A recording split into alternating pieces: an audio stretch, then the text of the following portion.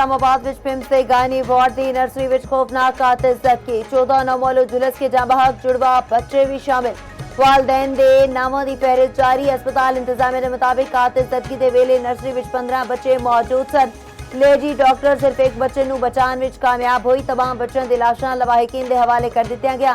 Rescue जराए दे मुताबिक अग सुबह 6:45 दे एयर कंडीशनर का कंप्रेसर फटन ना लगे। जिले इंतजामिया के मुताबिक अग अस्पताल दी MCH वार्ड के तीजे फ्लोर से लगी। एनी शाहिदीन का आखना है कि आतिजदगी के वेले हर तरफ धुआं सी, कुछ नजर नहीं आ रहा सी।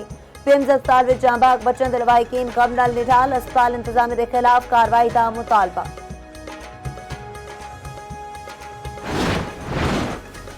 पिम्स अस्पताल विच नौमौलूद की हलाकत वफाकी सेक्रेटरी सैयद असलम गौरी नूं ओहदे तों हटा दिता गया। वज़ीर-ए-आज़म शहबाज शरीफ की ज़ेर सदारत आला सतह दा इजलास।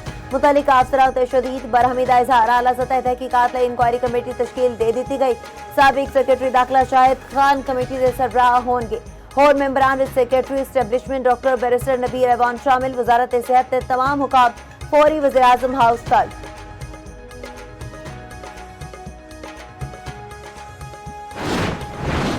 वफाकी वज़ीर सेहत मुस्तफा कमाल का कहना है छुट्टी के बावजूद जरूरी अमला अस्पताल विच मौजूद सी। वार्ड ते AC विच धमाके दे नाल अग लगी। वार्ड विच ऑक्सीजन की मौजूदगी दे बायस अग ने शिद्दत इख्तियार की। वज़ीर आज़म ने मुस्तफा कमाल नूं फौरी इस्लामाबाद अपड़न की हिदायत।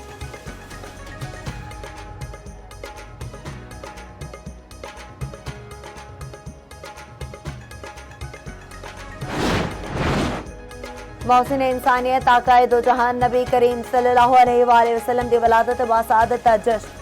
मुल्क भर में ईद मिलादुन नबी सल्लल्लाहु अलैहि वसल्लम मजहबी जोशो जज्बे के नाल मनाई जा रही है।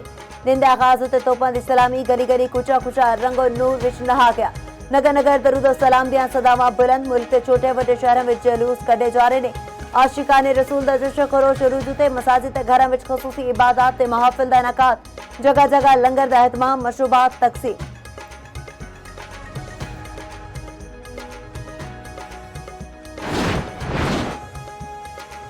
अमरीका ते ईरान ने नवी जंगबंदी उत्ते इतफाक कर लिया। रूसी मीडिया के मुताबिक मीडिया रिपोर्ट के मुताबिक जंगबंदी विच अपने हुमस तो आजादाना नेविगेशन विच शामिल।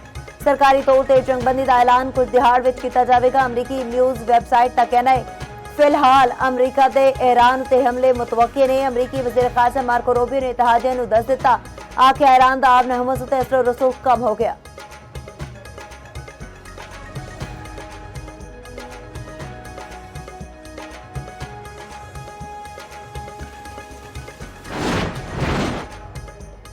हरिपुर विच मुबैना जाति का शिकार 5 साला बच्ची की मेडिकल रिपोर्ट सामने आ गई। रिपोर्ट के मुताबिक बच्ची के नाल दरिंदगी ते जुल्म होया।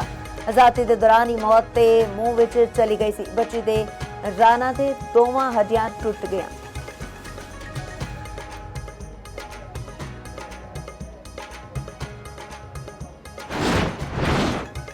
हिना जावेद कतल केस विच नवीं पेशरफ्त। गिरफ्तार मुलाजिम दा कतल विच मुआवनत लई रकम मिलन दा इंकशाफ। मुलाजिम ज़िशान ने पुलिस नूं दस्सिया फैसल असगर ने वारदात विच मुआवनत लई रकम देने की लालच दित्ती। शौहर फैसल ते मुलाजिम ज़िशान गिरफ्तार ने। सुसर असगर प्याज शामिल तफ्तीश। पोस्टमार्टम रिपोर्ट विच हिना उत्ते तशद्दुद ते गर्दन की हड्डी टुटन की तस्दीक हुई।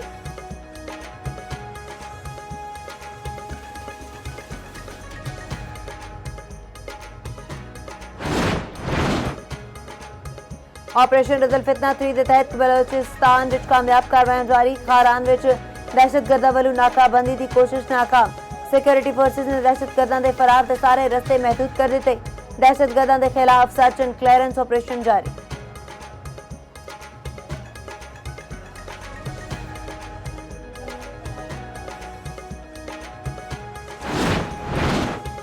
लाहौर के इलामा इकबाल इंटरनेशनल एयरपोर्ट उत्ते नवे इमीग्रेशन काउंटर फाल। वफाकी वज़ीर दाखिला मोहसिन नकवी ने इफ्तिताह कर दिता। नवी इमीग्रेशन एरिया का दौरा। Pakistan airports authority Lahore airport team की काविशों ते कम दे आला मयार नूं सराहिया।